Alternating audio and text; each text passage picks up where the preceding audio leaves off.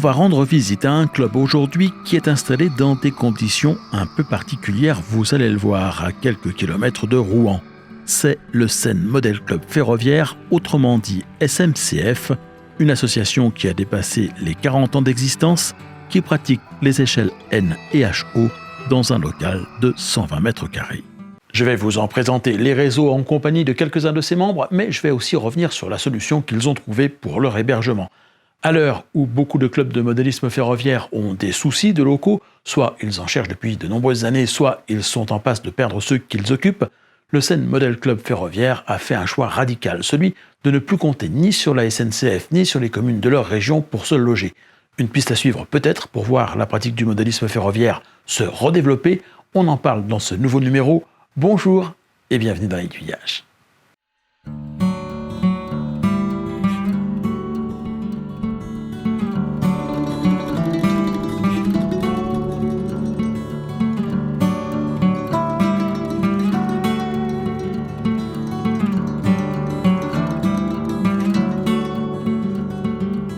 Le Seine Model Club Ferroviaire a été créé en 1979 dans le quartier des Quatre-Mares, à Rouen, non loin des emprises SNCF de Sotteville-lès-Rouen, dans des locaux qu'il a pu conserver jusqu'à la fin des années 2000.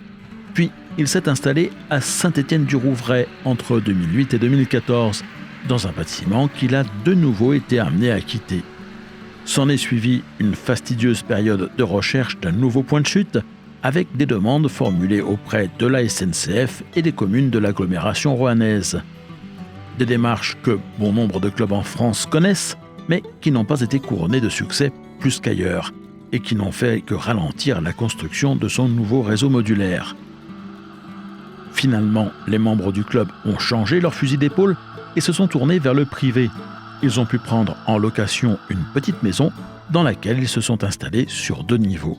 Au rez-de-chaussée se trouve un hall d'entrée qui sert aussi de lieu de convivialité et une grande pièce qui abrite la médiathèque du club et son réseau à l'échelle N. Et au premier étage, un grand réseau modulaire dont une partie peut être emmenée en exposition. Je vais surtout vous présenter ce réseau-là, car le HO est l'échelle la plus largement pratiquée au club, les hennistes qui ont créé cet autre réseau n'étant plus pour la plupart adhérents. Ce qui n'empêche pas à ces modules de sortir régulièrement en exposition. Pour ce reportage, on va donc se rendre au premier étage pour découvrir le grand réseau tour de pièces du SMCF, dont une partie est en cours d'achèvement.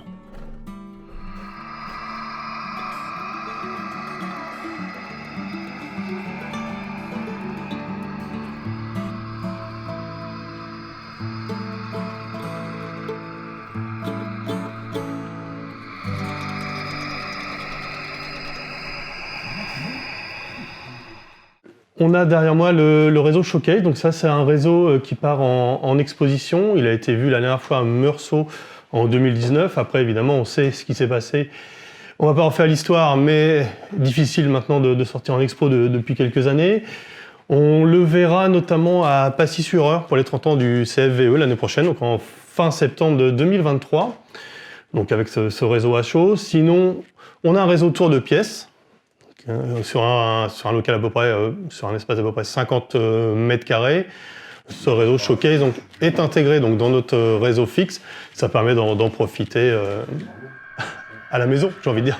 Et donc en fait, le principe, c'est que le module qui sort en exposition en fait, est intégré le reste du temps. Exactement, en fait. Donc ce réseau Showcase donc, est intégré donc, dans notre réseau fixe. Ça permet d'en profiter à la maison, j'ai envie de dire. Alors puisqu'on est là, ça s'appelle la Bouille Moulineau, ça évoque un endroit spécifique. Alors, effectivement, c'est inspiré donc, d'un lieu qui est la Bouille, avec une ancienne gare qui n'existe plus, hein, mais on peut trouver quelques photos éventuellement de l'ancien tunnel qui est représenté là, sur la gauche. Donc on s'est inspiré effectivement de cette entrée de tunnel et cette gare en voie unique désormais de la Bouille Moulineau.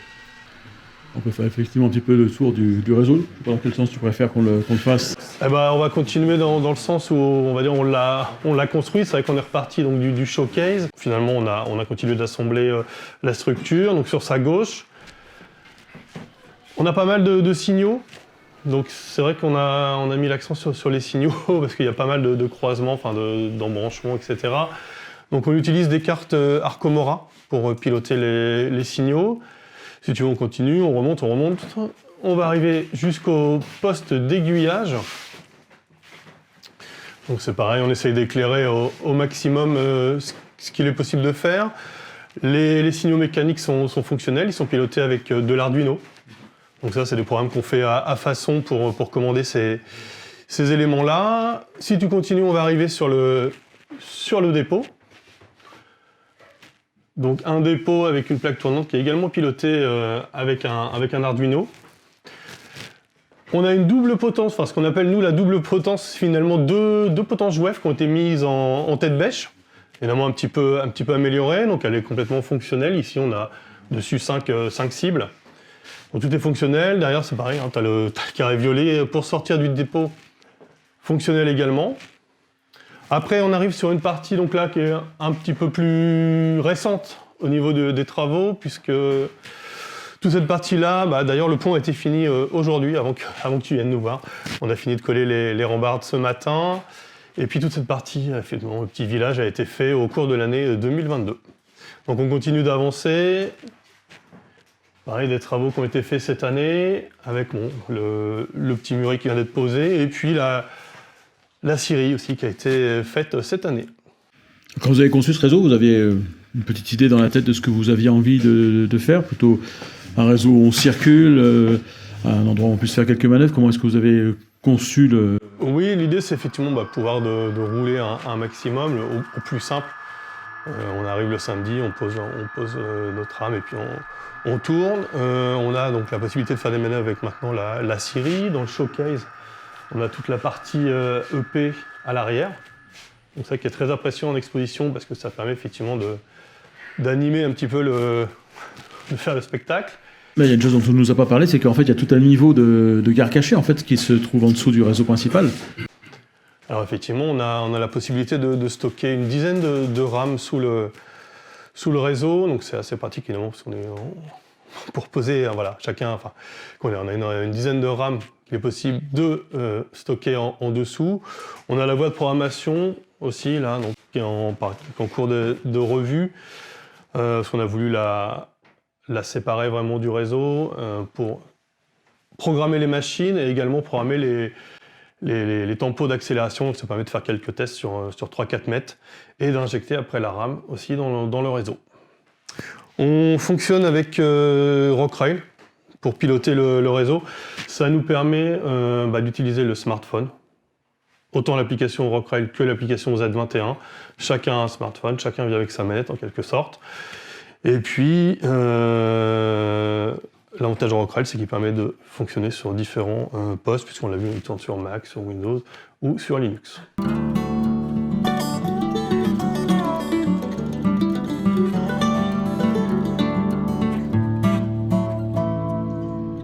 Si vous vous intéressez à Rockrail, je vous signale que le club a publié sur son site, que vous trouverez à l'adresse modélisme-ferroviaire-rouen.fr, une série de tutoriels dédiés à ce logiciel qui vous permettront de le prendre en main de son installation à son exploitation en passant par la création du plan de votre réseau.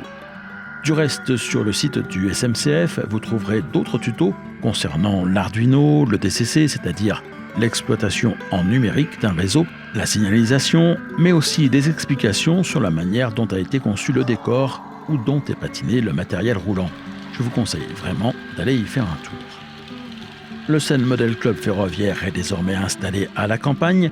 Ce n'est pas un hasard et vous allez comprendre pourquoi. Il se trouve à Morgny-la-Pommeraye, à une vingtaine de kilomètres du centre de Rouen. Pour nous expliquer ce choix et le modèle de fonctionnement assez différent de celui de la plupart des clubs, je vous propose de rencontrer maintenant Christophe, son secrétaire. Donc Christophe, tu fais partie depuis longtemps du club ? Écoute, ça fait, j'aurais dû calculer avant, mais c'est à peu près 8 ans que je fais partie du club.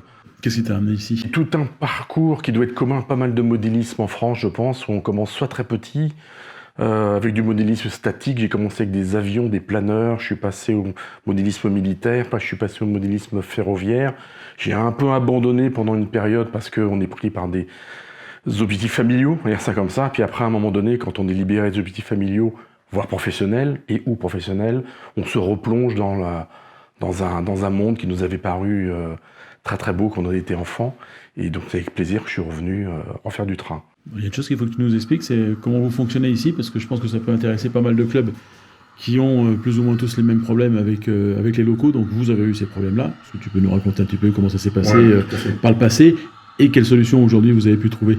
On a un modèle économique un petit peu particulier dans la mesure où on a vécu historiquement ce que vivent pas mal de clubs aujourd'hui. On était dans une mairie, une mairie et des SNCF qui a récupéré ses locaux. Donc il nous a demandé de partir assez rapidement. On était dans une autre mairie qui nous a donné nos locaux, mais il a souhaité les récupérer également. Donc de mairie en mairie, à chaque fois, on modifiait tout notre système. Donc là, on a décidé, avec le groupe de personnes du cœur du club, de voler nos propres ailes et donc carrément de louer un local. Donc on est chez nous, en fait, si on veut résumer le truc. On a loué un local qu'on a trouvé qui est à la campagne. Donc ça coûte effectivement moins cher qu'être en ville. Mais ce qui veut dire aussi que la participation de chaque membre est plus importante. Alors l'envers du décor, c'est que ça coûte un peu plus cher. L'avantage, c'est que les gens qui sont là sont très motivés. Il y a un investissement, je dirais, dans la fibre, dans la volonté, et un investissement qui fait que les gens sont bien de venir, sont contents de venir, et sont prêts même à faire des kilomètres pour venir. Donc voilà, donc on est chez nous. C'est une formule qui est... Bon, je dirais quand on la compare à d'autres hobbies, on s'aperçoit que c'est pas si élevé que ça. Si on fait du tennis, du golf, du cheval, n'importe quel autre sport, maintenant les coûts pour faire une opération sportive sont très très chers. Et dans notre club, on n'est pas à des choses extraordinaires. Il y a une cotisation classique. Donc on a une cotisation classique de base qui paye l'assurance, etc. Et ce qu'on appelle un loyer, tous les mois de participation au loyer des locaux. Et chacun participe aux locaux. Et là, vous avez réussi à avoir un bail sur un temps assez long pour vous dire que vous êtes tranquille? Là, puisque notre propriétaire, il habite juste en face, hein, c'est un agriculteur qui a pas mal de petites maisons dans le coin. Et donc, effectivement, on a une entente avec lui et on s'arrange avec lui. Il a un petit peu l'amour du train également, donc ça nous aide beaucoup. Ce n'est pas parce que le club est parti à la campagne qu'il s'est pour autant coupé du monde. Pour preuve, lors de ses dernières journées portes ouvertes organisées début décembre, il a reçu une centaine de personnes. Avez-vous déjà vu les réseaux de ce club en exposition et surtout, que pensez-vous de son organisation? Il y a quelques clubs en France qui commencent à opter pour ce genre de solution étant devenus propriétaires de leurs locaux ou locataires dans le privé, ce qui les met dans une certaine mesure à l'abri d'une trop grande dépendance de la SNCF ou de mairies qui ont une forte tendance de nos jours à vouloir se séparer de certains de leurs locaux occupés par des clubs de modélisme ferroviaire ou les récupérer pour y faire autre chose. Est-ce que l'avenir de ce loisir passe par ce genre de solution? Je vous laisse me dire ce que vous en pensez en commentaire et je vous retrouve la semaine prochaine sur cette chaîne pour un compte-rendu d'exposition.